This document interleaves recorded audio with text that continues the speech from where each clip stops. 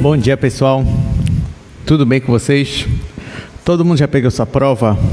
Então, gente, antes de eu começar o assunto, eu preciso relembrar vocês o que é um conjunto compacto, para poder a gente realmente começar a calcular. Então, eu vou para o quadro primeiro e depois a gente vai ver nos slides nosso assunto de hoje. Então, ó, primeiro eu quero falar sobre conjuntos compactos.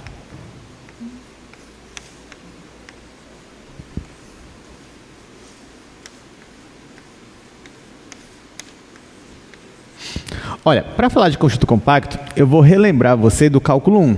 Porque no cálculo 1, você também calculava máximos e mínimos. No cálculo 1, você aprendeu o que é um ponto crítico, você sabia como calcular, você sabia que você derivava igualava a zero, que nem a gente faz aqui, só que é com os derivados parciais. Lá no cálculo 1, você aplicava o teste, lá tinha 2 testes para você aplicar, você podia escolher o teste, se é da primeira ou da segunda derivada, enfim. Só que também lá em cálculo 1, você aprendeu que quando você tem uma função, assim, você até consegue verificar se ela tem máximos e mínimos locais, porque os testes te dão os máximos e mínimos localmente falando. Você também aprendeu lá que é mais difícil você dizer se uma função tem um máximo ou mínimo global. E aí, dependendo da situação, você vai ter que ver o gráfico dela, enfim, usar outras ferramentas. Aqui em cálculo 2 é a mesma coisa. Só que lá em cálculo 1 você também aprendeu que para conjuntos compactos, você consegue, se a função for contínua, você consegue afirmar que ela tem sim máximos e mínimos globais. E você aplicava o método que a gente chamava lá de método do intervalo fechado. Vocês lembram disso? Método do intervalo fechado. Pesquisa lá. Projeto Newton, cálculo 1, professor Leão, professor Emerson, método do intervalo fechado. Você vai encontrar lá a aula que você mesmo viu no semestre passado e ele explicando isso para você. Mas não se preocupe, porque se você não lembra, a gente vai revisar aqui rapidamente que método de intervalo fechado era esse. Então, ó, em cálculo 1, vou colocar aqui, já que isso aqui é uma observação, né? Lá em cálculo 1, você tinha uma função assim.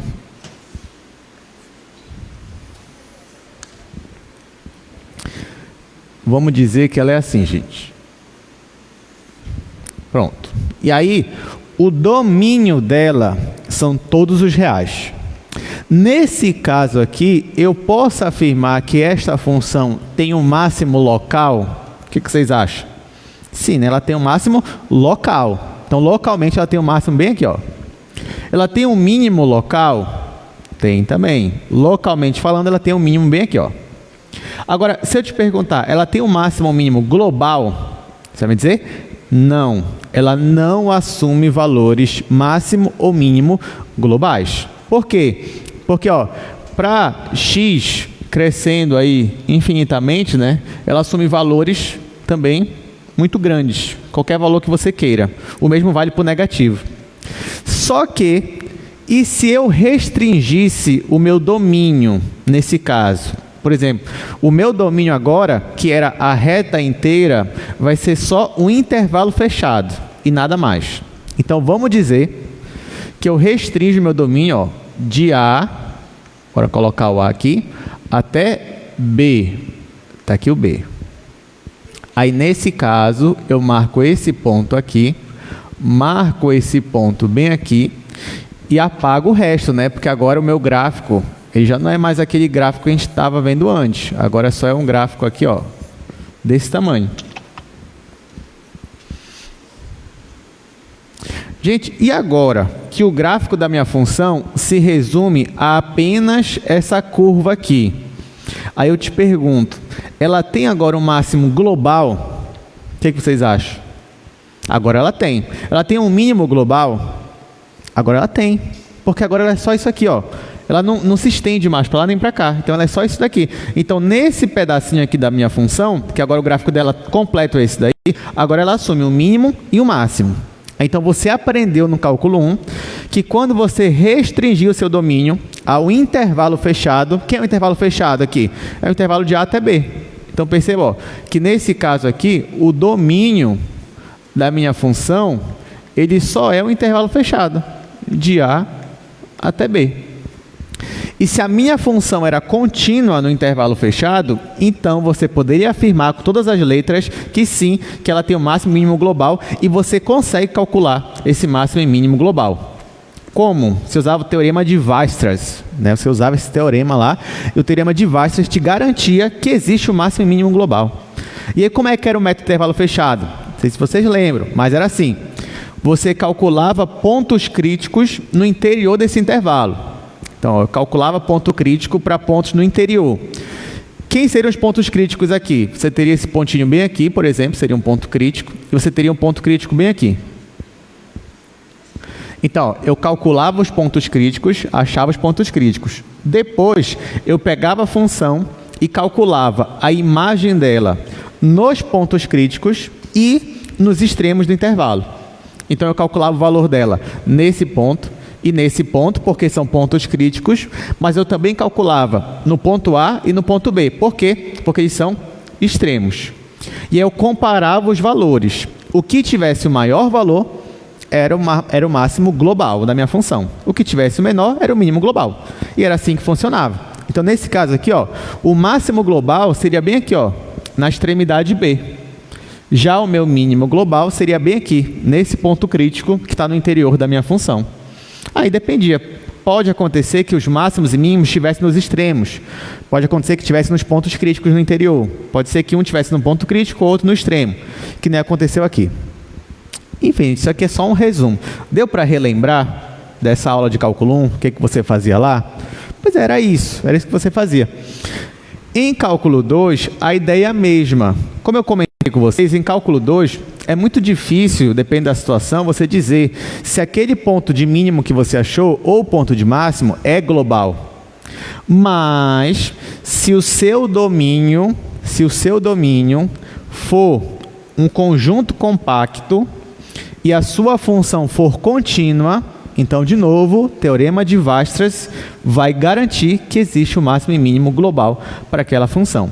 Só que perceba que, nesse caso, eu não falei intervalo fechado em cálculo 2. Por que eu não falei intervalo fechado?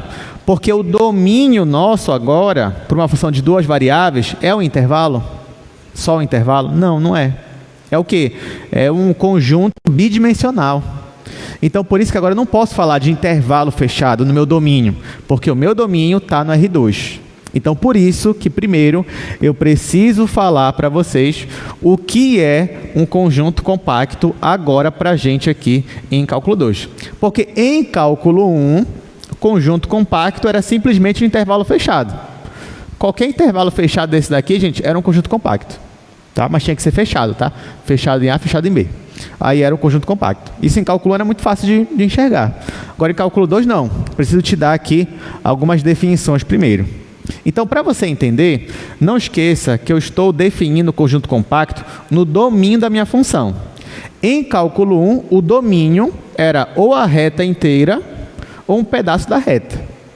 Aqui em cálculo 2, o domínio da tua função vai ser o R2 inteiro, que no caso é todo o plano cartesiano, ou um pedaço dele. Então, vamos dizer que para uma função lá qualquer, o meu domínio é isso daqui. É esse conjunto aqui que eu vou chamar de conjunto A. Ou seja, tudo que está aqui dentro do conjunto A. Isso daqui é o meu conjunto. Beleza. Aí eu vou escolher um ponto desse conjunto. Vamos dizer que eu escolho esse ponto bem aqui, ó.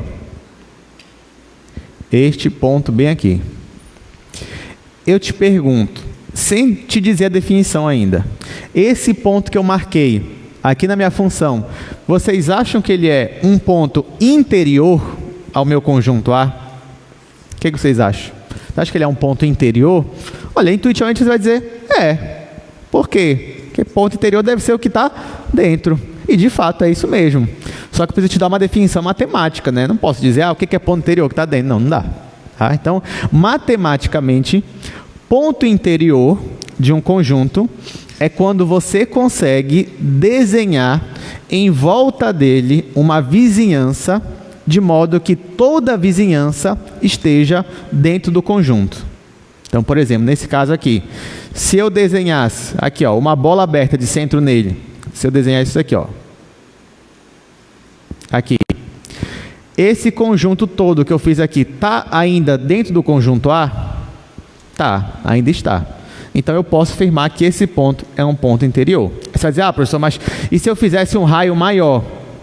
Sei lá, se eu fizesse aqui um raio maior em volta dele, aí não ia ficar todo dentro do conjunto A. Não, tudo bem. Mas basta que exista pelo menos uma vizinhança que esteja dentro do conjunto inteira para eu já chamar esse ponto de ponto interior.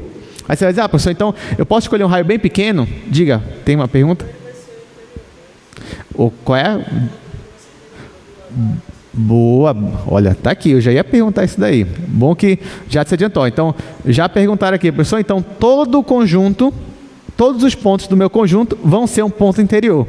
Será? Porque realmente, pela definição, está muito fácil que um ponto seja interior. Porque eu posso escolher qualquer raio, né? Para qualquer, basta eu escolher um raio bem pequeno, se for o caso. Por exemplo, se eu pego esse ponto bem aqui, basta eu escolher um raio bem pequeno, ó, tá aqui, já consegui um conjunto que está todo dentro do conjunto A. Então, ele também é ponto interior, tá certo. Mas será que todo ponto é interior nesse caso aí? Pode falar.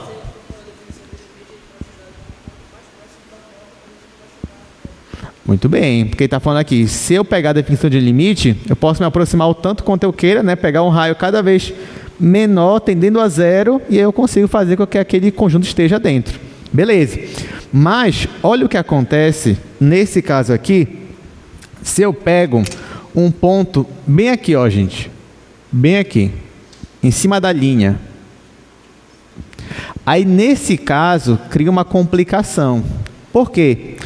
Por menor que seja o raio, nesse caso o raio ele não pode ser zero, né? Tem que ser pelo menos maior que zero, mesmo que ele seja 0,00001. Mesmo que por menor que seja o raio, se eu faço aqui, ó, uma vizinhança em volta desse ponto, mesmo que seja uma vizinhança bem pequenininha, mas vocês concordam comigo que toda ela não vai estar dentro do meu conjunto? Pois é, não vai estar. Então, nesse caso aqui, eu vou ter pontos que vão estar dentro, mas também pontos que vão estar fora. Então, nesse caso aqui, esse ponto é um ponto interior ao meu conjunto? Aí, nesse caso, não. Tá? Então, tudo bem. A maioria dos pontos aqui são pontos interiores, mas nem todos. Ou seja, se eu pegar um aqui no limite, aqui do meu conjunto, por exemplo, esse ponto que eu peguei, aí ele já não vai ser um ponto interior. Porém, eu vou chamar ele de ponto de fronteira. Tá? Então, nesse caso aqui, ó, eu vou chamar esse ponto aqui de ponto de fronteira.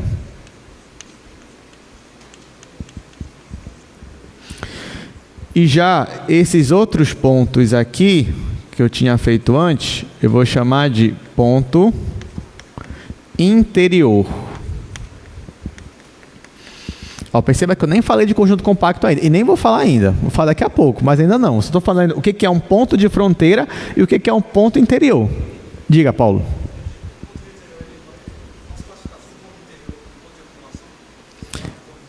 Não necessariamente. Paulo está falando se eu posso classificar todo ponto interior como um ponto de acumulação. Se bem que acho que pode, Paulo. Deixa eu pensar aqui, porque para ser ponto de acumulação, todo ponto interior é um ponto de acumulação? Sim, quando você tem um raio e todo ele está dentro do conjunto. Sim, verdade, Paulo. Boa, boa colocação. Então, sim, todo ponto interior ele pode ser um ponto de acumulação, já que o que é um ponto interior? É onde eu consigo uma vizinhança que esteja dentro do conjunto. Então, sim, verdade. Está certíssimo. Tá? Agora, sim, aqui, só um detalhe. O ponto interior, ele está classificando ele aqui, pelo menos, como um ponto dentro do que pertence ao conjunto, né? Aí, só um detalhe. Ponto de acumulação não necessariamente pertence ao conjunto. Então, ponto de acumulação seria algo um pouquinho mais geral, digamos assim. Tá? Um ponto de acumulação não necessariamente precisa pertencer ao conjunto. Aqui, para a gente, o ponto interior precisa. Só tem essa diferença. Mas, de fato, se você tem um ponto interior, você vai ter um ponto de acumulação. Bem? Beleza. Então, ó, até agora eu só classifiquei isso daqui. Agora eu vou classificar para vocês, vou definir para vocês o que é um conjunto aberto. Tá? Então, conjunto aberto é quando todos os pontos do meu conjunto são pontos interiores. Veja bem, conjunto aberto é quando todos os pontos do meu conjunto são pontos interiores. Ou seja, não tem nenhum ponto de fronteira ali, nenhum. Então, nesse caso aqui, eu poderia dizer que A é um conjunto aberto? O que vocês acham? Não, A não seria conjunto aberto. Por quê? Porque nem todo ponto dele aqui é um ponto interior. Ah, professor, mas assim, quando seria um conjunto aberto? Pode perguntar. Se a gente pegasse um ponto que não pertencesse ao domínio, mas que esteja, que é na sua vizinhança, tenha um ponto de interior que pertence ao domínio. Tá, eu entendi mais ou menos. Quando a gente pega um ponto, seria onde mais ou menos? Ah, que não pertence ao domínio, mas que estivesse dentro. Boa. Por exemplo, olha essa função aqui. Olha, está perguntando se eu pegasse um ponto que não pertence ao domínio, mas digamos que esteja no interior. Por exemplo, uma função dessa daqui. 1 sobre... Aqui, qual é o domínio dela? Todo R2 menos a origem. Então, nesse caso, por exemplo, se eu fosse considerar todo R2 menos a origem, mesmo assim, ó, em volta da origem, eu tenho uma vizinhança, né? Que, fora ela, estaria dentro do meu conjunto. Mas, assim, como eu falei, nesse caso, eu posso dizer que a origem seria um ponto de acumulação. Porque, pelo menos, para ser ponto interior, a gente está definindo ele como sendo um ponto do conjunto. Tá? Então, nesse caso, eu não diria que ele é um ponto interior. Eu poderia afirmar que ele é um ponto de acumulação. Porque em volta dele eu tenho pontos do meu conjunto, mas ele não é. Tá? Mas sim, teria um pouco a ver. Agora, se já é ponto interior, já é um ponto de acumulação, por exemplo. Tá? Mas, sim, é possível pegar pontos que estariam no interior, mas na verdade não fazem parte do domínio. Então, nesse caso, sim, pode acontecer. Mais uma pergunta, pode falar.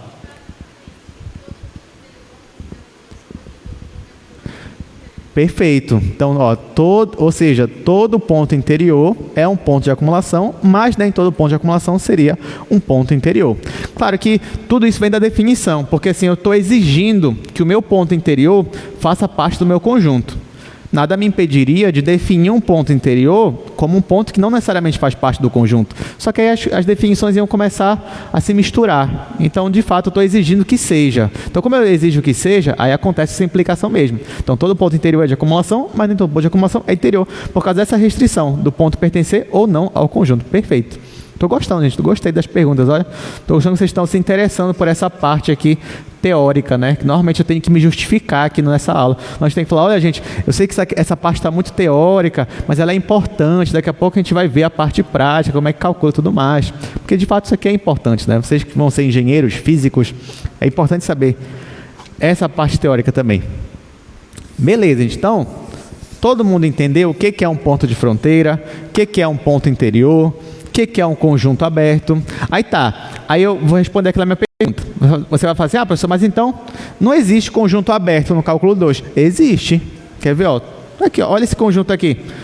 X² mais y². Isso aqui é um conjunto A formado pelos pontos x e y pertencente ao R2, tais que x² mais y² é menor que 1. Se eu pedisse para você, desenha para mim esse conjunto, você ia saber desenhar? Saberia. Vou colocar aqui 4 ainda, só para ficar mais interessante.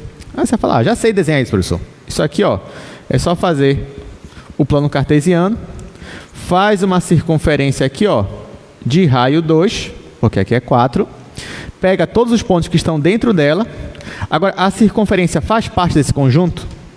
Não, porque é só menor, não é menor igual. Então, nesse caso, ó, a circunferência mesmo, ela não faz parte do conjunto. Ou seja, nesse caso aqui, eu posso afirmar que esse conjunto é um conjunto aberto? Sim ou não? Sim, ele é um conjunto aberto.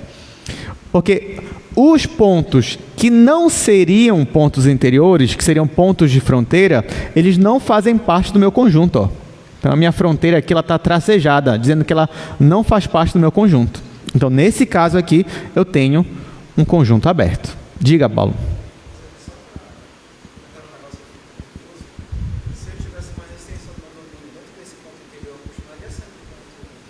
Perfeito. Se eu tivesse uma restrição, se eu tirar isso daqui, se eu tirar esse pontinho bem aqui, eu ainda seria um conjunto aberto? Nesse caso seria, né? Porque assim, mesmo que você tenha tirado, você tirou só um ponto, tá? Você tirou um ponto dali, mas esse ponto não faz parte do meu domínio, então eu não vou classificar ele, ponto interior não. Então eu teria que classificar pontos ao redor dele.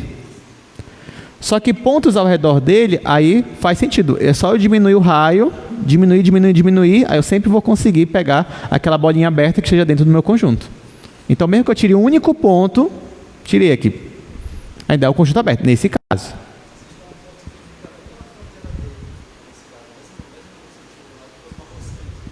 Sim. Pois é, só que nesse caso aí que você falou, tá aqui, ó. Tem esse conjunto aqui. O que vai dizer se esse conjunto vai continuar aberto? Ó, digamos que aqui, ó, essa circunferência de externa, ela não faz parte. O que vai definir se isso aqui vai continuar aberto é se a circunferência interna fizer parte ou não. Porque se a circunferência interna fizer parte, aí são pontos de fronteira. Só que aqui eu não tirei um disco de dentro, eu tirei só um ponto. Aí eu ainda consigo ali, se eu só tirei um ponto, ok, eu ainda consigo. Agora, se eu tirar, digamos, porque vamos falar que um ponto, ele tem área zero, como se fosse um conjunto de medida nula. Mas aqui eu estou entrando em outras áreas da matemática, tá? Então aqui, ó, tirei algo de medida nula, que a área seria zero dele, já que é só um pontinho. O meu conjunto continua aberto. Agora aqui não. Aqui eu tirei de todo o disco, né, se ele tivesse completo, eu tirei aqui algo de área maior, que tem uma área... E mais, o que define mesmo é que a fronteira dela aqui, ó, isso ainda faz parte do meu conjunto. Agora, claro, se eu tivesse tirado assim, ó, aí o conjunto ainda continuaria aberto, né? Já que os pontos aqui, ó, ainda são todos pontos interiores. Tudo bem? Então é isso, gostei. Muito bem. Olha, por isso que eu digo, vocês podiam fazer tudo matemática pura, né? Mesmo sendo engenheiro, o que impede, né? Não impede nada, nada impede. Tá, gente, então, ó, então pronto, já descobrimos o que é, né, um conjunto aberto. Outra coisa, só uma última definição, a gente vai resolver alguns exercícios antes da gente continuar. Outra definição, eu vou chamar de fronteira do meu conjunto quando eu pegar todos os pontos que são pontos de fronteira. Então, por exemplo, nesse caso aqui, quem seria a minha fronteira? São esses pontos aqui, ó. Esses pontos aqui, que são a limitação do meu conjunto. Tá? Então, isso aqui seria a fronteira do meu conjunto. Agora, sim, a fronteira de um conjunto, ela pode pertencer a ele ou não. Tá? Porque, para ser ponto interior, eu estou exigindo que o ponto faça parte do conjunto. Agora, para ser ponto de fronteira, eu nem estou exigindo isso. Tá? Então, por exemplo, aqui, naquele outro caso aqui, ó, que eu fiz a circunferência e peguei os pontos de dentro, ela tem uma fronteira, porque eu tenho esses pontos aqui, ó. Por mais que eles não façam parte do meu conjunto, mas ainda assim eles formam uma fronteira para ela. Então, fronteira são todos os pontos de fronteira. Basicamente é isso. Aí tá. Agora que todo mundo já sabe o que é um conjunto aberto, o que é uma fronteira, vamos ver aqui as definições. Então, ó, chegamos na aula 20, máximos e mínimos em conjuntos compactos. E até agora só estou explicando para vocês o que é um conjunto compacto, para poder a gente começar a usar o teorema de Weierstrass. Então, ó, primeira coisa, o que é um conjunto compacto? Já definimos o que é um ponto interior. Então, olha só, dizemos que esse ponto é um ponto de interior quando existe uma bola aberta, que ele é o centro, né, que essa bola aberta pertence ao conjunto A. Então, ó, nesse caso, perceba que ele está exigindo que toda a bola aberta, incluindo o centro dela, ou seja, incluindo o próprio ponto, esteja contido no conjunto A. Então, nesse caso, ele está exigindo que o ponto interior seja um ponto do conjunto, tá? Por essa exigência aqui. Aí, nesse caso, também dizemos que A é um conjunto aberto quando todos os pontos de A são pontos interiores. Pronto, essa é a minha definição. Outra definição. Dizemos que x0 e y0 é um ponto de fronteira quando toda a bola aberta de centro nele contém pelo menos um ponto que está em A e um ponto que não está em A. Aí por isso que nesse caso aqui, o meu centro, ele pode pertencer ao conjunto ou não, né? Porque aqui a exigência é que tenha um ponto que esteja no conjunto e outro que não esteja. Então, o centro tanto faz, se ele é ou não é. O importante é que dentro dessa bola sempre tenha pelo menos um ponto dentro do conjunto e outro ponto fora do conjunto. Tá? Então, isso aqui classifica um ponto de fronteira. E aí, nesse caso, quando eu pego todos os pontos da fronteira de A, eu chamo de fronteira.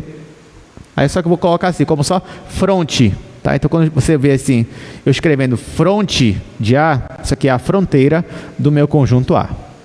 Beleza, então, definições dadas, né? Vamos resolver aqui alguns exercícios. Bom, gente, esses exercícios que eu vou mostrar agora para vocês, eles vão ser importantes não só para essa aula, mas também para integrais. Tá? Então, por favor, preste muita atenção para a gente saber classificar a fronteira de um conjunto. Então, ó, determine a fronteira dos conjuntos abaixo. Então, é o que nós vamos fazer. Então, a gente vai para o quadro, a gente vai resolver aí, começando pelo item A.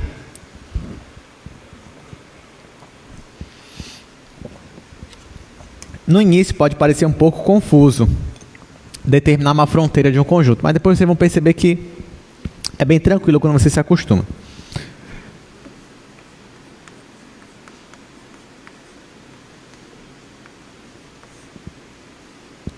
Letra A. Meu conjunto A, conjunto dos pontos x e y, que pertence ao R2, das que x é positivo e y é positivo. Aí eu já vou colocar aqui o item B, que é bem parecido com A, né? Só que tem um detalhe ali. x, y pertencente ao R2, tal que x maior ou igual que zero e y maior ou igual que zero.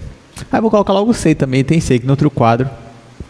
Item C, o meu conjunto C é o conjunto dos pontos x e y, que pertence ao R2, tal que x² mais y² é menor ou igual que 1. Pronto. Olha só, antes de você determinar a fronteira de um conjunto, a primeira coisa que você vai fazer é esboçar o conjunto, esboçar o gráfico do conjunto. Isso você já sabe fazer, que nós já aprendemos aqui desde as primeiras aulas. Então, por exemplo, ó, se eu pedisse para você, faça um esboço do conjunto A inteiro, o que você faria? Bom, perceba primeiro que o meu conjunto A, para eu desenhar ele é um subconjunto do R2. Então, eu vou desenhar o plano cartesiano. Não vou desenhar o espaço, vou desenhar o plano cartesiano. Aí eu venho aqui e desenho o plano cartesiano. Está aqui. Eixo X, eixo Y. Ok. Só que ele é o plano inteiro? Não. Ele é a parte do plano tal que o X ele é positivo e o Y também é positivo. Então, nesse caso, como seria o meu conjunto aqui? Seria só o primeiro quadrante, né? Por quê? Olha, onde x é positivo? Ele é positivo. No primeiro quadrante, ele é positivo, o x? É. No segundo, ele é positivo? Não. No terceiro, ele é positivo? Não. E no quarto, ele é positivo? É. Então, por enquanto, eu estou com o primeiro e o quarto. Eu já excluí o segundo e o terceiro quadrante. Só que o meu y também tem que ser positivo. Os dois têm que ser positivos. No primeiro, o y é positivo? No primeiro, ele é. No segundo, ele é? É, só que o x não é. Então, já excluí o segundo. No terceiro, ele não é. E no quarto, o y é positivo? Não, no quarto ele não é positivo. Então, qual é o único quadrante que os dois são positivos? O primeiro. Então, vou aqui, ó, fazer um achurado no primeiro quadrante. Aí eu te pergunto, essa parte aqui, ó, esses pontos aqui, em cima do eixo X, ou até mesmo a origem, faz parte do meu conjunto? Não, porque o X tem que ser positivo, Y também tem que ser positivo. Então, esses pontos aqui não fazem parte do meu conjunto. Então, eu vou fazer, ó, umas linhas assim, ó, sem ser uma linha contínua. Aqui. Aqui é a mesma coisa. Eu vou fazer uma linha sem ser uma linha contínua, já que esses pontos aqui não fazem parte do meu conjunto. Pronto. Aí o que ele quer de mim agora? Ele quer que eu determine a fronteira do meu conjunto. Ora, para ser fronteira, assim, a grosso modo, o que você precisa ver é quais são os pontos que estão no limite do seu conjunto. Bem no limite mesmo. Então, por exemplo, você diria que esse ponto aqui seria um ponto de fronteira para esse conjunto? Não.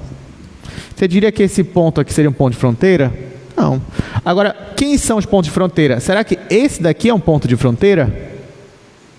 Esse bem aqui, ó. Não, também. Não é um ponto de fronteira. Isso aqui está no limite da minha... Não, meu conjunto está para cá, ó. Primeiro quadrante. Quem seriam meus pontos de fronteira? Ora, seriam esses daqui. Esses aqui seriam meus pontos de fronteira. Por quê? Porque lembra da definição. O que é um ponto de fronteira? Qualquer bola aberta, de centro nele, sempre tem que ter um ponto dentro do conjunto e um ponto fora do conjunto. Então, para esses pontos aqui, isso sempre acontece. Qualquer bola aberta que você pegar, por menor que seja, ó, sempre vai ter um ponto de dentro do conjunto e um ponto fora do conjunto. Inclusive, ele mesmo é o ponto fora do conjunto. Tá? A origem seria um ponto de fronteira? O que vocês acham? A origem. É só, vamos ver. Qualquer bola aberta aqui, ó, em volta da origem, vai ter um ponto fora do conjunto? Vai. E dentro do conjunto? Vai também. Então, a origem também faz parte. Faz parte, por causa da definição. Qualquer bola aberta aqui, ó, em torno da origem, você sempre vai ter um ponto dentro do meu conjunto e um ponto fora. Beleza. Agora a pergunta é, tá, professor, já entendi, mas como é que eu digo isso? Eu vou ter que escrever assim, é esses aqui, e colocar uma seta? Não, você também vai descrever matematicamente esse conjunto. Então, olha só, olha o que eu vou fazer. Vocês concordam comigo que a fronteira desse conjunto é formada por duas semi-retas, digamos assim? Porque ó, eu tenho essa semi-reta aqui, que começa aqui e depois não para mais, horizontal, e eu tenho essa semi-reta vertical. Então, eu vou chamar essa semi-reta aqui horizontal, eu vou chamar ela, primeiro, ó, não esqueça aqui, isso aqui é o meu conjunto A. Agora, olha o que eu vou fazer. Eu vou chamar essa semi-reta de um conjunto que eu vou chamar de A1. E eu vou chamar essa outra semi-reta vertical de A2. E eu vou dizer que a fronteira do conjunto A, ela é formada pela união dos conjuntos A1 e A2. Tá, mas beleza, mas quem é a 1 e a 2? Como é que eu descrevo eles? Aí eu vou descrever assim, ó. Essa é a principal parte, tá, gente, ó. Sendo... Olha lá. Como é que eu descrevo A1? E essa aqui é a principal parte, uma das principais de hoje. Como é que eu descrevo uma semi-reta? Isso para mim é primordial que você saiba. Como é que eu descrevo matematicamente uma semi-reta? Aí eu vou descrever assim. Olha só. Eu vou falar que A1 é o conjunto dos pontos x0. Vocês concordam comigo? Ó, todo mundo que está nessa semi-reta 1, o y não é sempre 0? É. Então, eu vou dizer que o conjunto A1 é formado pelos pares x0. Tais que x é maior ou igual que 0. Sim ou não? Só que, qual é a pergunta? Pois é, só que aqui eu estou determinando. Olha, boa pergunta. Diz assim, professor, mas o x não tinha que ser maior que 0? Mas nesse caso eu estou determinando a fronteira do meu conjunto, e não necessariamente o conjunto. Então, na fronteira dele, o x pode ser 0. O x pode ser 0. Tanto que o y aqui, ó, ele está sempre 0. Sempre zerado. Então, como é a fronteira, aí nesse caso, sim, ele pode ser 0. Diga, Paulo.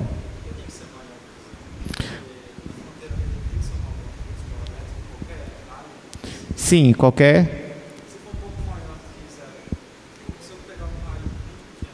Sim. Não, peraí. Deixa eu ver se eu entendi a tua pergunta, Paulo. Você está perguntando por quê?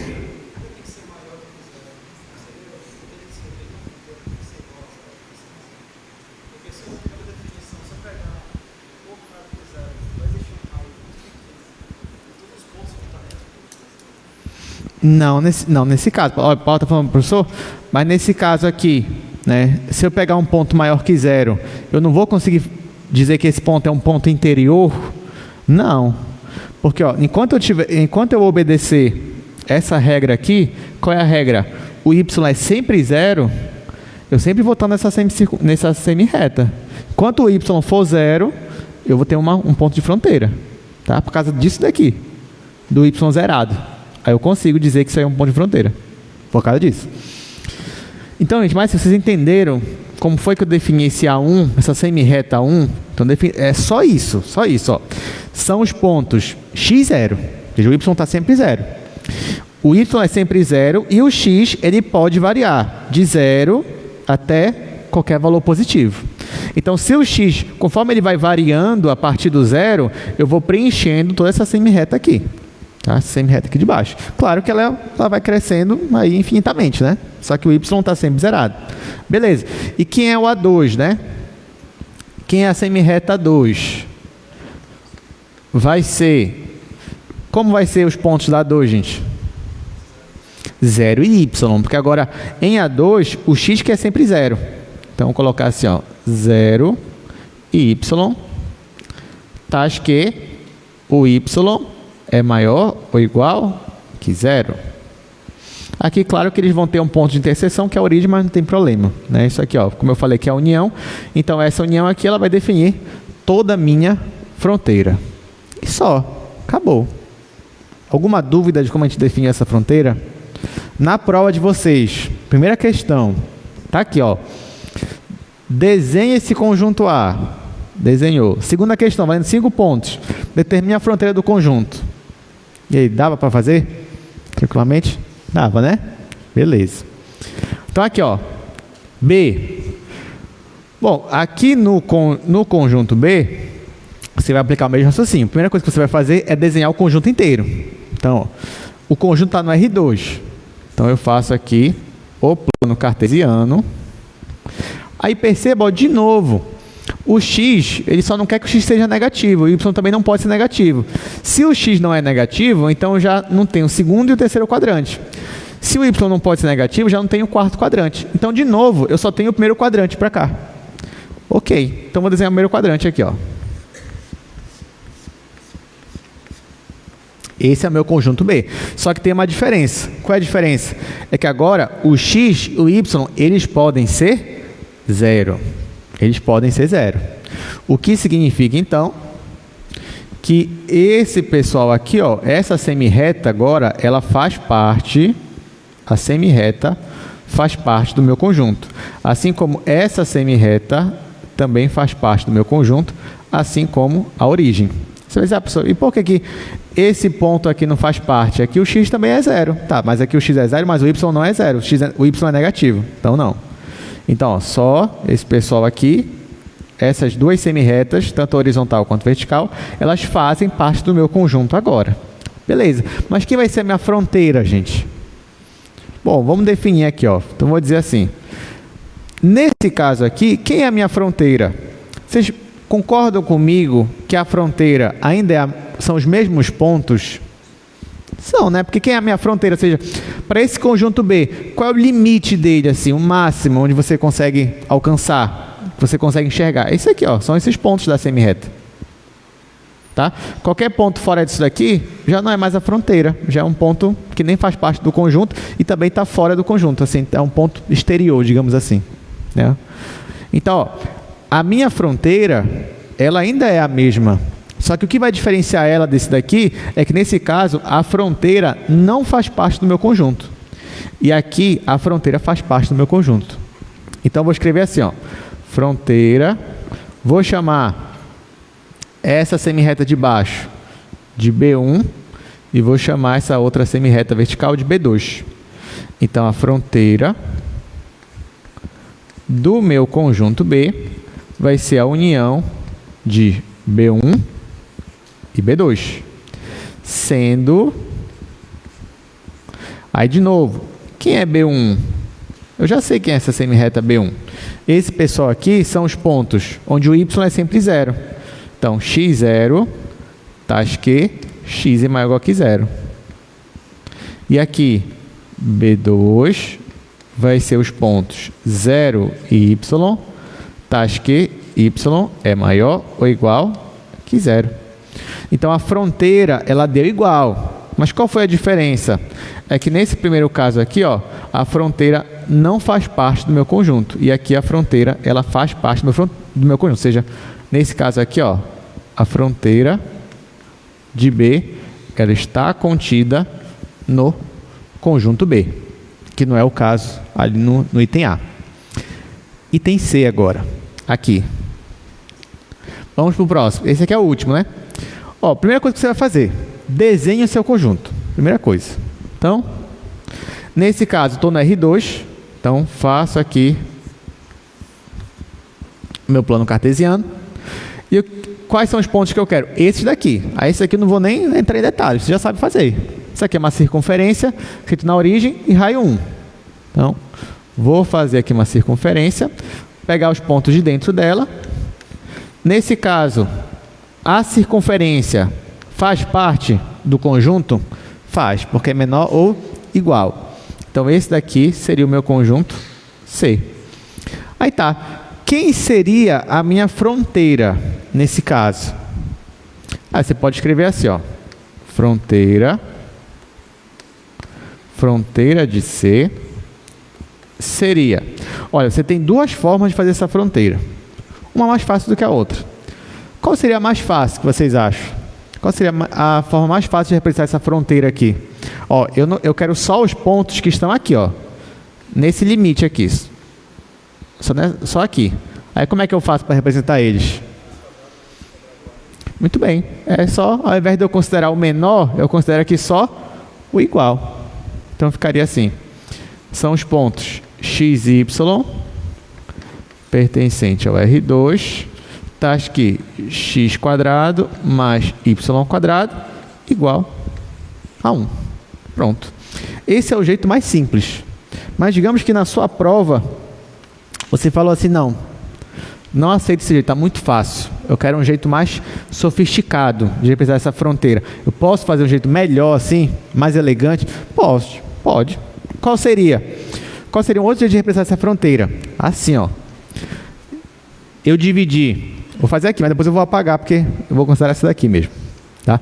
Eu poderia pegar essa circunferência. Está aqui. Aí eu poderia dividir ela em duas semicircunferências. A semicircunferência de cima e a semicircunferência de baixo. A semicircunferência de cima seria y igual raiz quadrada de 1 menos x². É ou não é, gente? É, né? E quem seria a de baixo aqui? Seria y igual a menos raiz quadrada de 1 menos x². É ou não é? É. Aí isso aqui eu chamaria de C2, aqui em cima de C1. Aí eu ia dizer que a fronteira de C, nesse caso aqui, a fronteira do C seria C1 união com C2. Aí quem seria C1? C1 seria os pontos XY não, olha o que eu colocaria assim.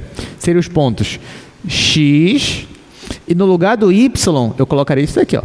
X raiz de 1 menos x². Olha só que legal. Com o X variando entre menos 1 e 1. Olha lá. Isso é mais elaborado, né? Mais elegante. E quem seria C2? Nesse caso aqui, ó, C2 seria esse conjunto aqui. X, e no lugar do Y eu ia colocar isso aqui, ó. Menos raiz de 1 menos x². Tá ok? Aí o x, claro, vai variar entre menos 1 e 1. Quando eu aplico esse intervalo aqui, nesses pontos, eu preencho toda essa semicircunferência. A mesma coisa aqui, eu preencho toda essa semicircunferência de cima. Tá aqui. E qual vocês gostaram mais de representar? Porque os dois estavam certos. Nos dois casos, você ia tirar a mesma pontuação. Ia tirar 9 nas duas. Agora, você prefere esse primeiro caso aqui ou o segundo caso aqui? O segundo caso, foi o que eu imaginei. Então, a maioria aqui, se não todos que eu ouvi falaram o segundo caso é o melhor. Então, na sua prova, já sabe, se cair uma dessa, faça assim. Fica mais bonito. Então, você já sabe fazer as fronteiras. Mas tá, vamos continuar. Então perceba que até agora, você vai dizer, professor, o senhor está me enrolando. Até agora o senhor não falou o que é um conjunto compacto. Eu já sei o que é uma fronteira, eu já sei o que é um conjunto aberto, eu já sei desenhar fronteiras e determinar fronteiras, matematicamente falando, mas eu quero saber, afinal, o que é um conjunto compacto? Vou te falar, calma, eu vou te mostrar mais algumas definições, antes de te dizer o que é um conjunto compacto. Então, bora voltar aqui para o slide.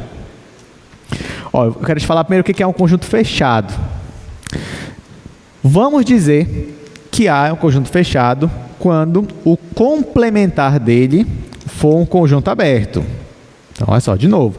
A é um conjunto fechado quando o complementar dele for um conjunto aberto.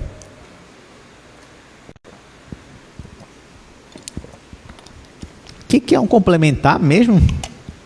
Ó, complementar já diz, o que é um complementar? É o R2 menos o conjunto A. É quando você pega o R2, arranca o conjunto A, o que sobrar, se for um conjunto aberto, então é porque o conjunto anterior era fechado. Tá? Então, ó, de novo, vai ser um conjunto fechado quando o complementar dele for um conjunto aberto. Então, bora voltar para cá. Bora voltar para esse exemplo bem aqui, ó, por exemplo. Aqui, eu quero saber se esse ponto A, esse conjunto A, ele é fechado. Quero saber se ele é fechado. Aí, o que eu faço? Eu vou desenhar aqui o complementar dele. Quem seria o complementar desse conjunto? Então, imagina que você tem todo o R2 e eu arranco do R2 só o conjunto A. O que sobraria do R2? Aí ficaria isso aqui, ó. Bora ver se vocês concordam comigo. Ficaria algo assim, né? Isso aqui e esse daqui seria o complementar. Sim ou não? Sim, né? Então, ó, se eu arrancasse o conjunto daqui, o complementar dele seria esse. Aí eu te pergunto, esse aqui, que é o complementar, ele é um conjunto aberto? Não é um conjunto aberto. Então, se ele não é um conjunto aberto, esse A aqui é um conjunto fechado? Não, ele não é fechado, né? Porque para ser fechado, o complementar dele tem que ser aberto. Como o complementar dele não é um conjunto aberto, então ele também não é fechado. É isso. É isso.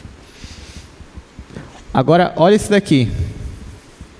Então, A é um conjunto aberto e logo, né, também não é um conjunto fechado. Bora vir para cá agora. Se eu arrancasse o B do R2, o que sobraria? Sobraria isso daqui, ó. Sobraria todo esse pessoal que está aqui. Aí, nesse caso, ó, essa fronteira faz parte, né? Então, ficaria assim, ó. Ficaria um tracejado bem aqui. Nesse caso, esse conjunto aqui, gente, ele é um conjunto aberto? É. Então, eu posso afirmar que B é fechado? Sim, posso. Então, ó, A é aberto, B é fechado.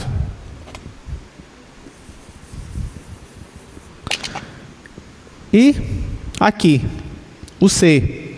Se eu arrancasse daqui, ó, quem seria o complementar dele? Seria algo assim, né? E todo mundo em volta dele. Esse complementar aqui é um conjunto aberto? É. Então, isso aqui, eu posso afirmar que ele é fechado?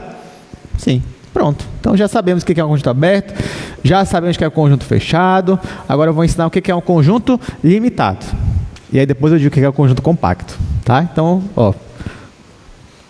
Ainda tem essa observação aqui. Se A é fechado, então a fronteira dele vai estar dentro do meu conjunto A, que foi o que aconteceu no caso do B, né? No caso do B, a gente descobriu que ele é fechado e também já sabia que a fronteira dele pertencia ao próprio conjunto. Beleza, agora o que é um conjunto limitado? Olha só, dizemos que A é um conjunto limitado quando existe uma bola aberta de centro na origem, tal que essa bola aberta, ela engloba o conjunto inteiro. Tá? Então, por exemplo, como assim, professor? Assim, ó. Bora voltar para cá. Nosso primeiro exemplo aqui, esse exemplo aqui bem geralzão, desse primeiro quadro. Esse conjunto aqui, será que ele é um conjunto limitado? Ele é. Sabe por que ele é um conjunto limitado? Porque existe uma bola aberta de centro na origem, de modo, ó, se eu desenhar uma bola aberta aqui com esse raio grande o suficiente, essa bola aberta ela vai englobar o conjunto inteiro. Tudo bem? E nesse caso, basta existir uma bola aberta, pode ser o raio tão grande quanto você queira, que englobe o meu conjunto para ele ser limitado. Então, nesse caso, o meu conjunto A é limitado. Aí você vai dizer, professor, mas eu posso dizer qual é o valor do raio? Posso colocar um raio de 1 milhão? Pode. Você vai dizer, então, todo o conjunto vai ser limitado, ou não? Será? Bora ver aqui, ó. Esse conjunto aqui, se você escolhesse uma bola aberta de centro na origem, e um raio de 1 milhão, de 2 milhões, ia conseguir englobar todo o conjunto A? Não. Então, o A é um conjunto limitado? Não. O B aqui é limitado? Não, também, né? O B não é limitado porque, enfim, ele pega todo o primeiro quadrante. E o conjunto C é limitado? O conjunto C já é, né? Você consegue, a partir da origem, conseguir aqui uma bola aberta que englobe todo o conjunto C. Pronto. Então, sem mais enrolação, está aqui ó, o que é o conjunto compacto. Definição. Vai aparecer para vocês, mas é uma definição bem simples e bem curta. Dizemos que A é um conjunto compacto quando o nosso conjunto A ele é fechado e limitado. Então, quando é que ele é compacto? Quando é fechado e limitado. Então, beleza. Então, bora voltar para cá. Nesse caso aqui, ó, A é um conjunto compacto? Não. Por quê? Porque ele não é limitado. E também não é fechado. Então, aqui não é fechado nem limitado. Então, ele está longe de ser compacto. Aqui, conjunto B é compacto? Não, também. Ah, professor, mas ele é fechado. Ele é fechado, mas ele é limitado? Não. Então, não é compacto. Conjunto C é compacto? Sim. Por quê? Porque ele é limitado e fechado. Esse primeiro exemplo aqui, ó, do início da aula, o A, esse conjunto A aqui, vocês diriam que ele é compacto? Sim. Ele é fechado e também ele é limitado. Então, também seria um conjunto compacto. Deu para entender, gente, o que é um conjunto compacto? Ok. Então, pronto. Ah, professor, então, limitado e fechado é compacto. É equivalente. É equivalente. Só uma curiosidade, tá, gente? Essa equivalência de conjuntos compactos, por exemplo, você dizer que todo conjunto compacto é limitado e fechado e vice-versa, essa equivalência ela só vale se o seu conjunto tiver dimensão finita. Tá? Então, nossos conjuntos Rn, eles têm dimensão finita. Por exemplo, o R2 ele é bidimensional, o R3 é tridimensional e assim por diante. Então, a dimensão é finita. O R20 tem dimensão 20 e assim por diante. Agora, se o seu conjunto tiver dimensão infinita, essa equivalência ela se perde. Tá? Mas, claro, isso aqui é o que estou falando para vocês, é algo da matemática pura, né? Mas é um detalhe importante, porque para conjuntos de dimensão infinita, é onde é que a nossa intuição ela começa a falhar, é onde coisas contraintuitivas começam a acontecer. E aí, nesse universo matemático, aí as coisas ficam bem mais interessantes, se já não estava antes, né? Isso aqui já estava bem interessante. Então, gente, com isso, finalizamos finalmente essa parte de conjuntos compactos. E agora eu vou poder ensinar para vocês como calcular extremos absolutos ou extremos globais de funções de duas variáveis. Claro que para eu conseguir isso, eu preciso que a minha função seja contínua e o domínio dela seja um conjunto compacto. Isso é o teorema de Weierstrass, que a gente chama. Então, tá aqui, ó. O que o teorema diz? Que se f é contínua, se a minha função é contínua e o domínio dela é um conjunto compacto, ou seja, um conjunto limitado e fechado, então existem pontos dentro do domínio dela, tais que esses pontos são os valores de máximo e mínimo. Então ela assume valores extremos globais nessa situação. Tá? É isso que diz o nosso teorema. Diga, Paulo. Pois é global naquele conjunto compacto. Só que, nesse caso, eu estou assumindo que o conjunto compacto ele já é todo o domínio da minha função. Tá? O conjunto compacto já é todo o domínio dela. O domínio dela não é todo o R2, não. O domínio dela é esse conjunto compacto. Aí, nesse caso, se o domínio dela for um conjunto compacto e ela for contínua, então sim, você pode afirmar que ela tem valores de máximo e mínimo absolutos. Tá? Agora, como é que calcula esses valores? Aí agora eu vou ensinar aqui para vocês um passo a passo, um algoritmo, mas que é muito parecido com o do cálculo 1. Então vamos lá. Olha só, passo a passo. Isso aqui, acho que é a parte principal de hoje, uma das principais, né? Então, como é que você determina os extremos de f em um compacto? Esses extremos globais. Primeiro passo, você vai determinar os pontos críticos no interior do conjunto. Não é na fronteira, é no interior. Então, primeiro você vai analisar o interior do seu conjunto, tentar identificar pontos críticos, localizar pontos críticos. Esse é o primeiro passo. Determinar ponto crítico no interior do seu conjunto. Conjunto A. Segundo passo. Você vai calcular o valor de f nesses pontos que você achou. Então, você achou um ponto crítico, você achou 2. Você já vai pegar a função e calcular o valor da função nesses pontos que você achou no item A. Tá? No primeiro ponto. Terceiro, você vai determinar o máximo e o mínimo que f assume na sua fronteira. Que nem no cálculo 1, só que no cálculo 1, quem era a minha fronteira, gente? Eram os extremos. Ó, bora voltar aqui para o quadro. É a mesma coisa do cálculo 1, mesma coisa. Aqui, ó. Mesma coisa. Você tem aqui, quem é o meu domínio da minha função? É o conjunto AB. Esse conjunto AB, ele é fechado e ele também é limitado. Então, ele é um conjunto compacto. Aí aqui, como é que você fazia? Você localizava pontos críticos no interior do seu domínio. Quem seria o interior? É o A e B aberto, né? AB aberto. Então, você localizaria um ponto aqui e um ponto aqui. Aí você calculava o valor da função nesses pontos. Depois você calculava o valor da função nos extremos dela. Por quê? O extremo dela é a fronteira. Então, quem é a fronteira desse conjunto AB? A fronteira é o ponto A e o ponto B. Então, você calculava o valor da função na fronteira. Aqui é a mesma coisa. Eu quero achar os máximos e mínimos na fronteira do meu conjunto. E depois eu vou comparar. Quem tiver o maior valor dentre todos que eu calculei, vai ser o valor máximo. E quem tiver o menor valor, vai ser o valor mínimo. E assim você finaliza uma questão dessa.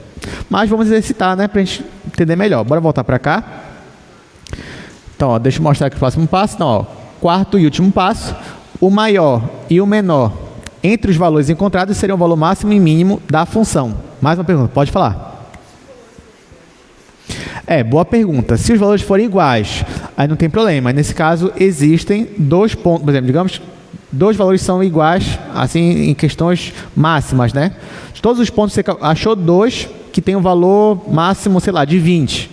Aí, nesse caso, você pode afirmar que o ponto de máximo são 2, mas o valor máximo é um só, que é 20. Só que ele é atingido em 2 pontos. Tá? Não tem problema nenhum. O valor máximo ainda é único, mas os pontos onde é atingido são mais de um nesse caso. Boa pergunta, inclusive. Diga.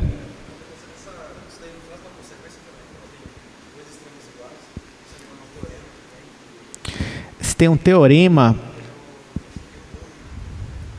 Não, sim, tem um teorema de Rowley que diz que se você tem os extremos iguais na sua função, então você consegue afirmar que dentro do interior dela existe uma derivada nula, né, por causa da reta secante. Porque se os extremos são iguais, é porque a reta secante ela é totalmente na horizontal. E aí, nesse caso, se a função é contínua, então porque dentro dela existe uma derivada também que vai anular. Tá? Não, nesse caso, isso aí é uma consequência do teorema do valor intermediário. Não, o teorema do valor médio. Tem a função, uma consequência dele. Não, nesse caso a gente não tem uma implicação nesse sentido. Não tem. Mas é uma boa pergunta também. Então tá, gente. Então bora... já estamos no final da aula. Então o que está faltando agora é resolver 2 questões disso daí com vocês. Claro que elas demoram um pouquinho, então elas vão durar a aula inteira. Mas não tem problema, porque isso aqui é a parte principal de hoje, é achar máximos e mínimos para funções. Então, segundo exercício, vamos lá. Determine o máximo e o mínimo desta função aqui, só que ele me disse qual é o conjunto. É esse conjunto D. Então, é isso que nós vamos fazer a partir de agora.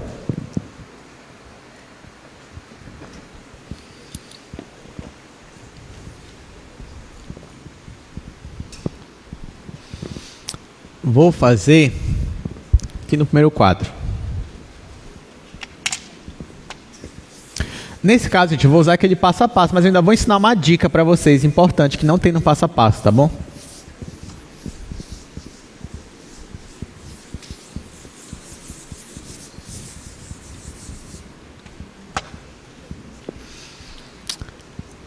Vamos lá.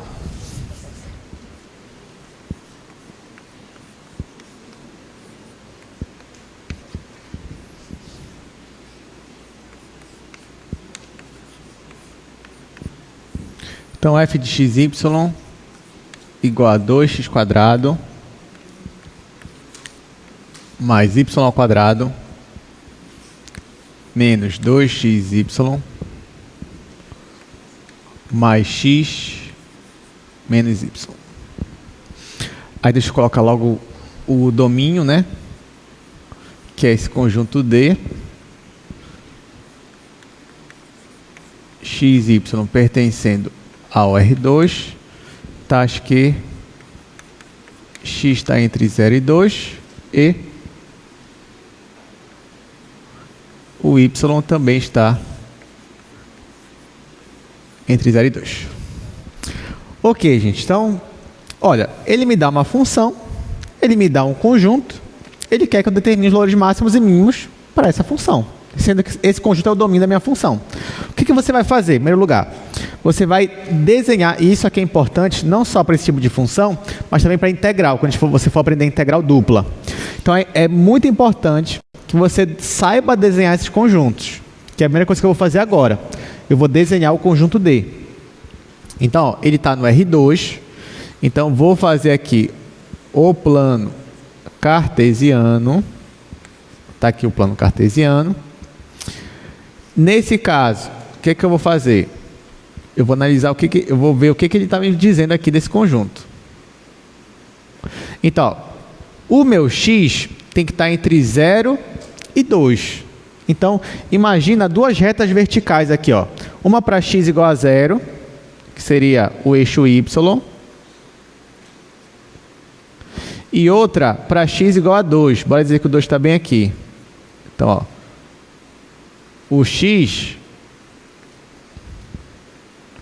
o meu x tem que estar entre essas duas retas, que aqui é entre x0 e x2. Já o meu y tem que estar entre 0 e 2 também. Então, o y está entre a reta horizontal, 0, e a reta horizontal, 2. Vai dizer que o 2 está bem aqui.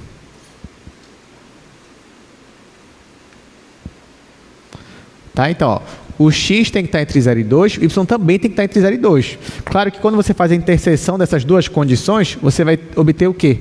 Um quadrado, bem aqui. Então, na verdade, a nossa região... Já ia falar região de integração, né? Mas não, ainda não é. A nossa região aqui, que é o domínio da minha função, é esse quadrado.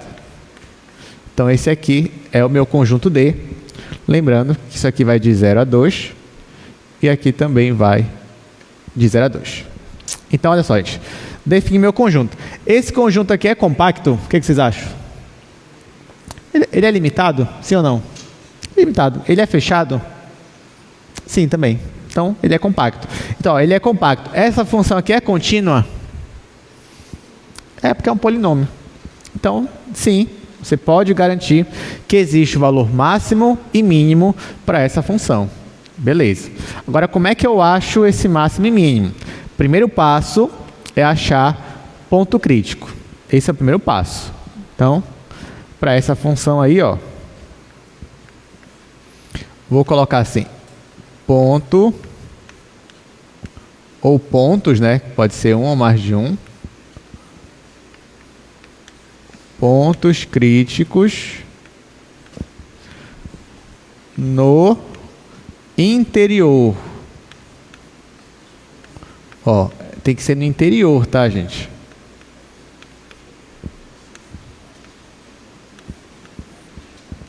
Ah, professor, como é que eu vou saber se esse ponto está no interior ou não de D? Ah, primeiro você acha o ponto, depois você vai saber se ele está no interior ou não. Então, bora primeiro achar o ponto crítico. Bom, para achar ponto crítico aqui, o que eu faço? Eu vou derivar, né? Vou derivar essa função aqui em relação a x. Aí aqui vai ficar 4x. Aqui vai zerar. Aqui vai ser menos 2y. Aqui vai ser mais 1. E aqui vai zerar. Vou derivar agora em relação a y. Esse vai zerar, aqui vai ficar 2y, aqui vai ficar menos 2x, aqui vai zerar, aqui vai ficar menos 1. Então, calcule os derivados parciais igual a 0 para poder achar ponto crítico. Para achar isso daqui, eu vou somar as minhas duas equações. Isso aqui a gente já até fez em sala, né, não é novidade. Quando eu somo 4x menos 2x, vai ficar 2x. 2x. Esse vai cancelar com esse, ó, porque é menos 2y mais 2y. Cancelo. E esse vai cancelar com esse. Então vai ficar 2x igual a 0. Nesse caso, obviamente, x igual a 0.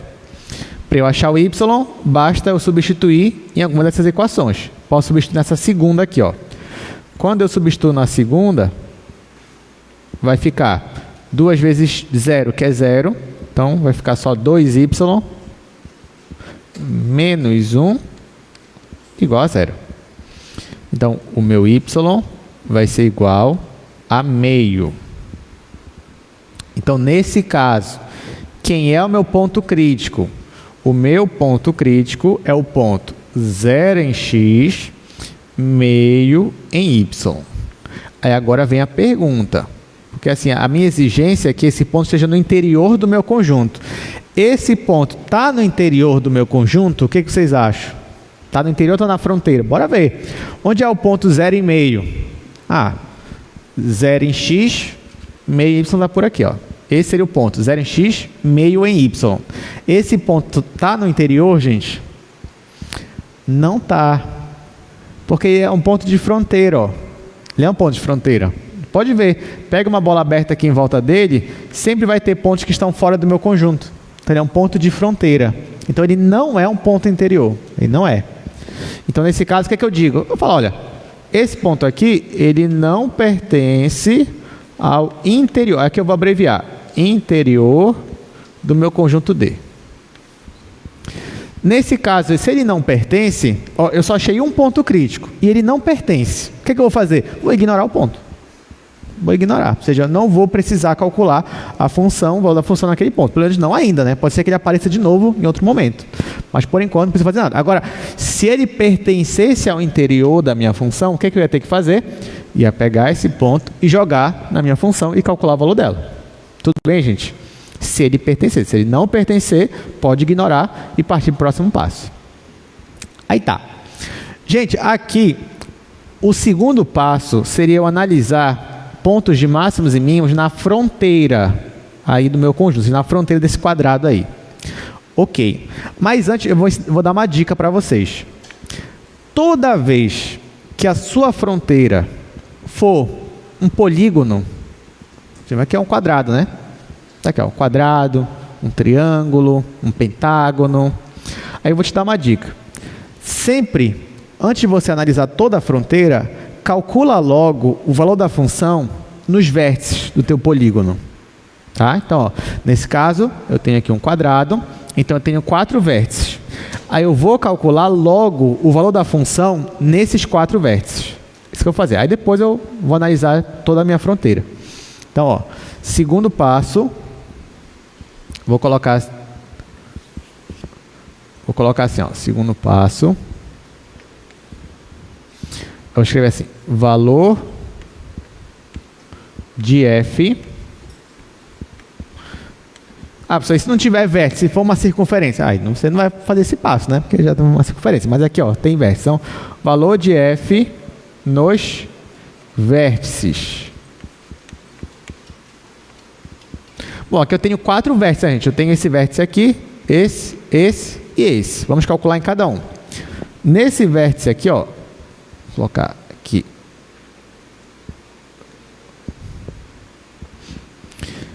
Esse vértice aqui é a origem, é o ponto 0, 0. Aí eu vou pegar esse ponto e jogar na minha função. Então, eu vou calcular o f de 0, 0. Ora, quem é f de 0, 0? Zerou x, zerou y. Zerou, zerou, zerou, zerou, zerou. Então, deu 0. Pronto. Foi fácil calcular o f de 0, 0. Agora, eu vou calcular para esse outro vértice aqui. O x é 0 e o y é 2. Então, f de 0, 2. Tá, quando eu zerar o x, vai sumir esse e esse. Vai ficar só y ao quadrado menos y, sendo que o y é 2. Vai ficar 4 menos 2, 2. Pronto. Agora eu vou calcular nesse vértice aqui, que o x é 2 e o y é 0. Vou calcular bem aqui. O x é 2 e o y é 0. Aí, vamos lá. O y é 0. Então vai zerar esse, esse e esse. O x é 2, então vai ficar 2 ao quadrado, que é 4, vezes 2, que é 8, mais 2 é 10. Então, deu 10. Pronto. E por último, esse outro vértice aqui, é quando x e y são iguais, ambos a 2. Aí eu venho para cá. Bom, se os dois forem 2, né, aqui vai ficar 2 ao quadrado, que é 4, vezes 2, que é 8. Aqui vai ficar 8. E aqui vai ficar menos 2 vezes 2 vezes 2, que é 8 também. Então, esse vai anular com esse. Esses dois vão se anular. E esse vai anular com esse, porque vai ficar mais 2 menos 2. Esse anula com esse. Então, no final, só sobra y ao quadrado, que vale 2. Então, vai ficar 4. Tá? Mas aqui, claro, que você mesmo, na hora que você for fazer a conta, você pode fazer a conta detalhada, né? Mas aqui eu só estou dizendo que eu estou pegando esses pontos e jogando na minha função. Eu estou te dando aqui os valores finais. Tá, então pronto, calculei nos vértices. Agora sim eu vou analisar a fronteira do meu conjunto. Então, esta fronteira aqui, eu vou dividir em 4 retas. Vou dividir aqui nessa, essa daqui e essa daqui. Então, vou chamar essa daqui de D1, vou chamar esse daqui de D2, vou chamar esse daqui de D3 e vou chamar esse daqui de D4. E vou calcular os máximos e mínimos em cada uma delas. Em cada uma delas você vai perceber que vai virar uma função de uma única variável. E aí, como calcular máximos e mínimos? Pelo cálculo 1. Mas você já vai ver isso. Então, vamos fazer aqui no próximo quadro.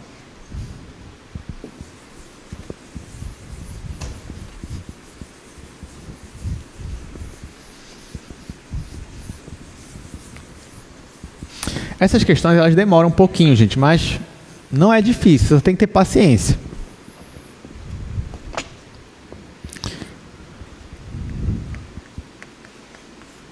Então, vou colocar assim, máximos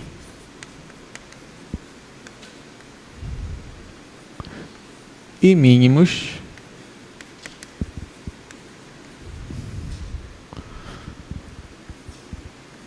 na fronteira. Então, eu vou calcular fronteira por fronteira. Aí eu dividi ela em 4 partes. Vou colocar em cada uma delas. Para a primeira, para aqui, ó, D1, como é que eu ia representar essa fronteira? Aí eu vou escrever assim, ó, em D1, o meu y é sempre 0. O y é sempre 0. Então, seria isso aqui, ó. Quem seria D1? D1 seria os pontos x e 0. Tais que, ó, o y é sempre 0 e o x vai variar entre 0 e 2.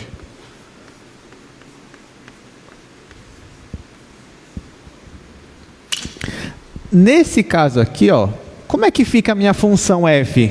Se o y é sempre 0, vai ficar assim, ó, f de x0. Aí, bora voltar para a nossa função aqui, ó. Se o y é sempre 0, vai zerar e vai zerar. Vai ficar só 2x² mais x. Então, vai ficar 2x² mais x. E perceba que, nesse caso, isso aqui virou uma função que eu vou chamar de f1, que só depende de x. Então, o meu trabalho agora vai ser calcular máximos e mínimos absolutos para essa fronteira aqui, ou seja, para esse conjunto. Então, para essa função, nesse conjunto aqui, que seria o intervalo fechado. Então, para eu fazer isso daqui, eu vou derivar igual a 0. Então, vai ficar assim.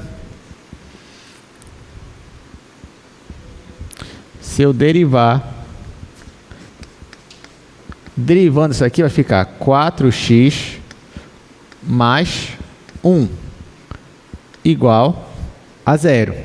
Então, meu ponto crítico vai ser x igual a menos 1/4.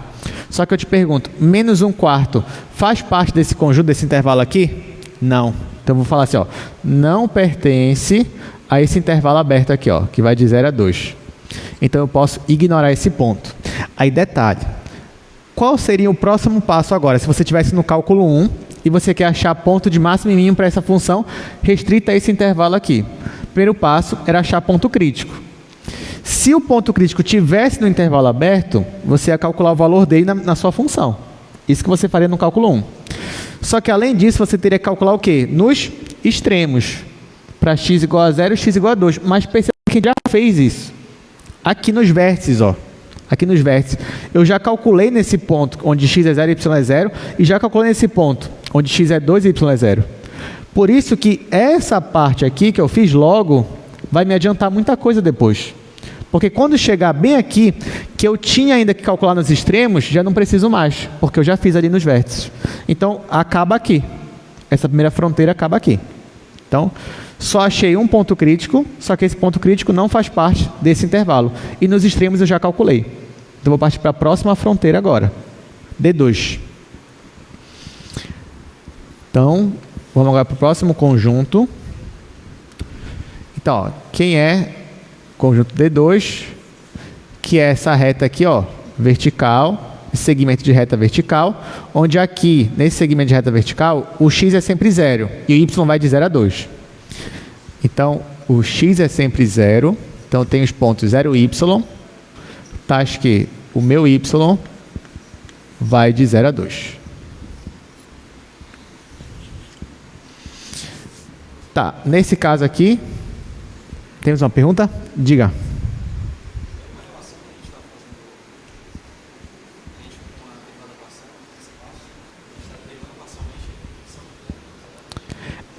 Não, tem a ver. Eu posso pensar assim, alguma coisa a ver com derivada parcial. De certa forma, sim, porque eu estou fixando um deles, né? Aqui eu estou fixando o y, estou calculando a derivada. No fundo, isso aqui é uma derivada parcial. Né? Não tem problema nenhum de enxergar isso, porque eu estou olhando a derivada só nessa direção. Né? Aí sim, isso aqui é uma derivada parcial. Pois é, aí geometricamente, o que você faz? O que a gente está fazendo é o seguinte, Paulo. Isso daqui é o meu domínio. Tudo bem? O que eu faço? Eu vou fazer um corte no gráfico da minha função, só bem aqui, ó, direto no eixo x. Quando eu faço isso, eu estou olhando para a função só numa extremidade dela. Por exemplo, se a minha função é assim, ó, imagina que a minha função é isso daqui.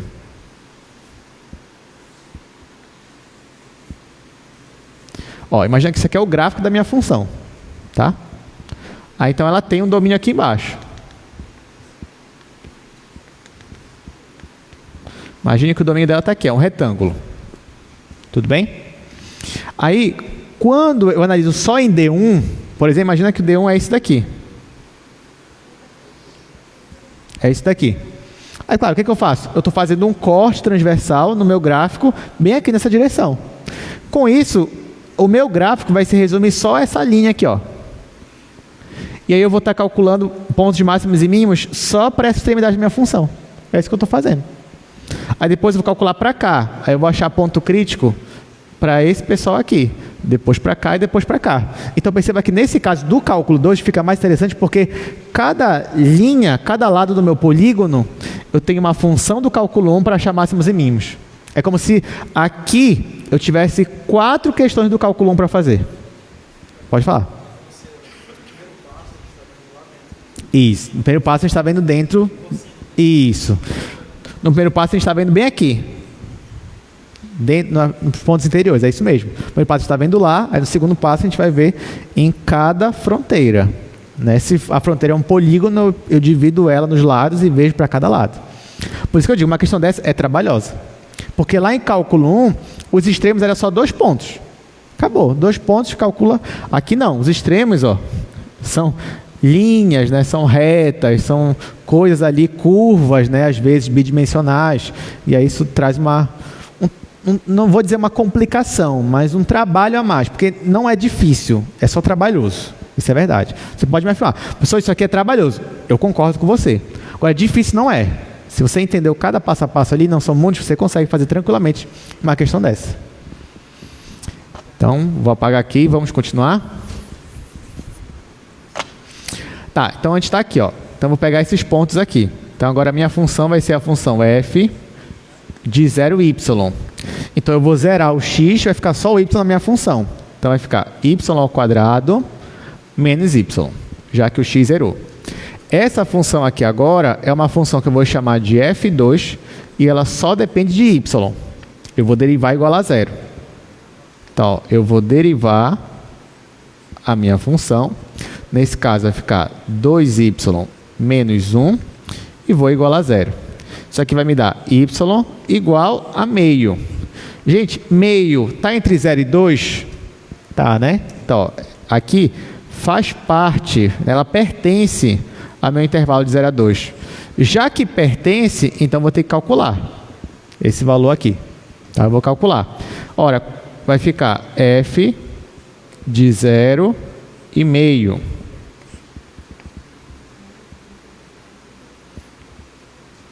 Aí, ó, 0y é isso daqui. Então, no lugar do y, eu vou colocar meio. Vai ficar meio ao quadrado, que é 1/4 menos meio.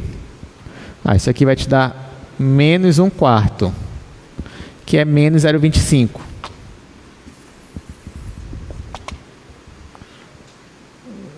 Menos 1/4. Ou se você quiser colocar, menos 0,25. Ou seja, perceba que esse ponto aqui ele apareceu de novo. E agora eu calculei o valor dele. É o mesmo ponto 0,5 que a gente achou ali, no ponto crítico.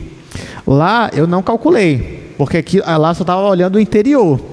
Mas ele era um ponto de fronteira, então ele reapareceu aqui. E aqui não tinha como fugir, eu precisei calcular o valor dele. Tá? Então, está aqui, calculamos 0,5 e deu menos 1/4. Guarda essa informação. Bora para a próxima fronteira. Terceira fronteira. Então, na terceira fronteira, bora olhar para ela, né? Está aqui, ó. Nessa fronteira aqui, gente, o meu y é sempre 2. E o meu x que está variando. Então, vai ser os pontos x2, x2. E o x está variando entre 0 e 2. Aí, então, na minha função f lá, eu vou colocar f de x2. E bora ver como é que vai ficar. Aqui no lugar do y eu vou colocar 2. Vai ficar 2x ao quadrado mais 4 menos 4x. 2x ao quadrado mais 4 menos 4x mais x menos 2. Tá? Então, é isso mesmo. Agora dá para ajeitar isso daqui, né? Então, isso daqui é uma função que eu vou chamar de f3, só depende de x. E aqui vai ser 2x quadrado. Aqui, menos 4x mais x vai dar menos 3x. Mais 4 menos 2 vai ficar mais 2. Pronto. O que é que eu vou fazer? Vou derivar essa minha função. Derivo. Vai ficar 4x menos 3. E vou igualar a zero. Isso daqui vai me dar x igual a 3/4. 3/4 pertence ao intervalo 0 a 2. Né? Porque 3/4 seria o quê? 0,75 mais ou menos, né? Pertence ao intervalo. Então, o que eu vou ter que fazer? Vou ter que jogar esse ponto aqui na minha função. Vou ter que calcular esse ponto. Então, bora lá. Estou calculando aqui o f de 3/4 e o y é 2. Então, bem aqui, eu vou jogar no lugar do x 3/4. Então, vai ficar 2 vezes 9. 2 vezes 3 ao quadrado é 9. Dividido 4 ao quadrado é 16. Está aqui. Aí, menos 3 vezes x, que é 3/4. Então, vai ficar 3 vezes 3 sobre 4, mais 2. Aqui dá para ajeitar, né? Posso simplificar esse com esse. Aqui vai ficar 8. Esse aqui vai ficar 9 sobre 4. Então, vai ficar assim. Igual 9 sobre 8. Menos. Aqui seria 9 sobre 4. Quero deixar todo mundo com o mesmo denominador. Então, vai ficar 18 sobre 8. Mais. E aqui é a mesma coisa que 16 sobre 8. Pode perceber, se você dividir dá 2. Pronto, fiquei com o mesmo denominador. Então, isso aqui vai ser igual. Agora é só fazer a conta, né? Aqui, menos 18 mais 16 dá menos 2. 9 menos 2 é 7. Então, deu 7/8. Guarda essa informação. Ainda falta uma última fronteira, quarta fronteira. Então, vamos lá. Como eu disse, é trabalhoso. É, mas não é difícil.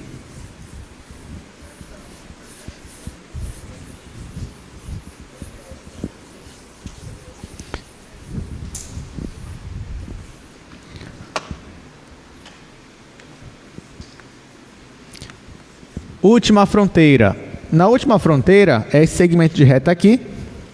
Nesse segmento, perceba que ele está exatamente na vertical. O x é sempre 2. Então, vai ser 2y nesse pessoal aqui. Então, são os pontos 2y. E o meu y está variando entre 0 e 2. Então, eu vou colocar na minha função lá os pontos 2y. Aí, como é que vai ficar? Era 2x², só que o x é 2, então vai ficar 8. 8 mais y² menos 4y mais x, só que o x é 2, menos y. Ficou isso daqui. Isso aqui é uma função que eu vou chamar de f4, só depende de y. E aqui ficou y² menos 5y mais 10. Aí o que eu vou fazer? Eu vou derivar essa função, mesma coisa, gente. Eu vou derivar isso aqui, vai ficar 2y menos 5 e vou igualar a 0.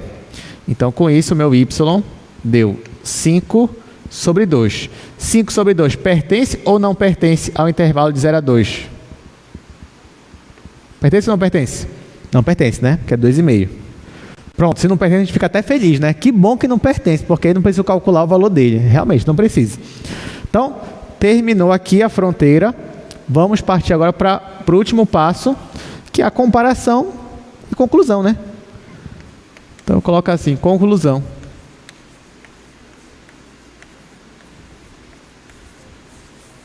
Aí, o que ele quer na questão? O comando é determine o máximo e o mínimo da função. Tá? O máximo e o mínimo da função. Então, eu escrevi assim. Comparando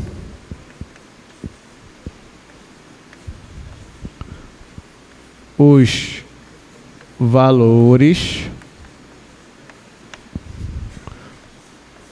obtemos. Então, eu vou escrever agora quem é o valor máximo e quem é o valor mínimo. Tá, então, para eu concluir, eu preciso comparar todos os valores que eu consegui em cada passo. Então, no primeiro passo, eu obtive um único ponto crítico. Só que esse ponto crítico não fazia parte do interior, então eu não calculei ele. Então, no primeiro passo, não obtive nenhum ponto, nenhum valor. No segundo passo, que é nos vértices, eu obtive 4 valores. Aqui, para esse ponto, o valor foi 2, aqui foi 0, aqui foi 4, aqui foi 10. Então, só aqui eu obtive 4 valores. E na fronteira, aqui quando eu olhei só a parte, o intervalo aberto, em D1 eu não achei ponto para calcular. Em D2 eu achei um ponto para calcular que foi meio, e aí o resultado deu menos 1/4. E D3 eu achei um valor para calcular, o resultado deu 7/8. Em D4 eu não achei valores para calcular. Então no total são 6 valores, 6. 4 nos vértices, 1 aqui e 1 aqui. Desses 6 valores, gente, 6 valores, eu tenho 7/8, menos 1/4. Aqui eu tenho 10, 4, 2 e 10. Desses 6 valores, quem é o maior? Desses 6 valores que a gente achou? O maior é 10. Né? Dos 6 valores que a gente achou, o maior é 10. Então, ó, bem aqui, comparando os valores, eu achei o máximo. Quem é o valor máximo? 10. Quem é o ponto de máximo? Esse aqui, 2, 0. Isso aqui globalmente falando, tá? Ok, e dos 6 valores, ó, vou até escrever aqui, isso aqui é o máximo, comparando todo mundo. E quem é o mínimo dos 6 valores? Quem é o mínimo dos 6 valores que a gente achou? Não é 0. Menos, muito bem, é menos 1/4, ó, bem aqui. Bem aqui, achamos o valor de mínimo. Dos 6 valores que a gente achou, esse aqui foi o mínimo. Então, no final, você só tem que comparar todos os valores que você encontrou. O valor máximo, o maior valor é o valor máximo, o menor valor é o valor mínimo. É isso. Então, ó, menos 1/4 é o valor mínimo e o ponto de mínimo global é esse aqui, 0,5. Então, deixa eu escrever aqui, ó, quem é o meu valor máximo? É o ponto F de... Eu encontrei nesse ponto aqui, que deu 10. E o valor mínimo foi aqui no F de 0,5, que foi igual a menos 1/4. Pronto. Agora sim, encerramos essa questão. Alguma pergunta, gente? Alguma dúvida que ficou? A gente só tem 7 minutos. Diga, Paulo. Uma boa pergunta. Se fosse um círculo, o que você poderia fazer? Era dividir naqueles 2 semicírculos, de cima e de baixo. Você poderia fazer dessa forma. Tá?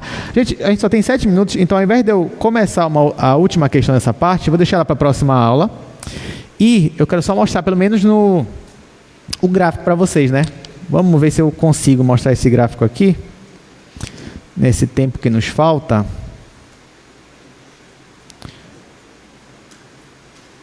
Deixa eu colocar aqui na folha 3D. Então, ó, vamos lá. Eu vou colocar aqui a minha função f de xy igual 2x² mais y² menos 2xy mais x menos y. Ó, isso daqui seria o gráfico se eu considerasse o domínio do R2, o R2 todo, né? Mas não é o R2 todo, tem uma restrição. Então, eu vou colocar aqui. Só que o x tem que estar entre 0 e 2.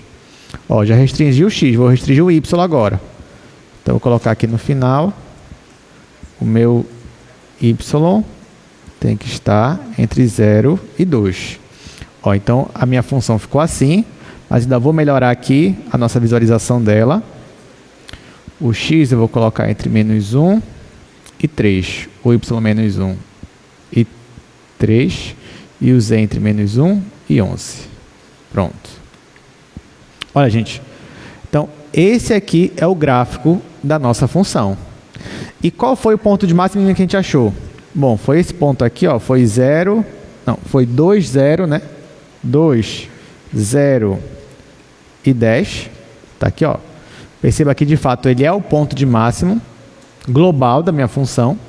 E o de mínimo foi 0, meio e menos 1/4. Ó, tá bem aqui, ó. Então, tá aqui, ó. Nós encontramos, de fato, A é o ponto de máximo global. E aqui, ó, o B é o ponto de mínimo global da nossa função. Deu para entender, gente? Alguma dúvida? Bom, então é isso. Obrigado pela participação. Na quarta-feira a gente faz mais um exercício desse daqui e a gente vai falar sobre multiplicadores de Lagrange. Então, até quarta-feira.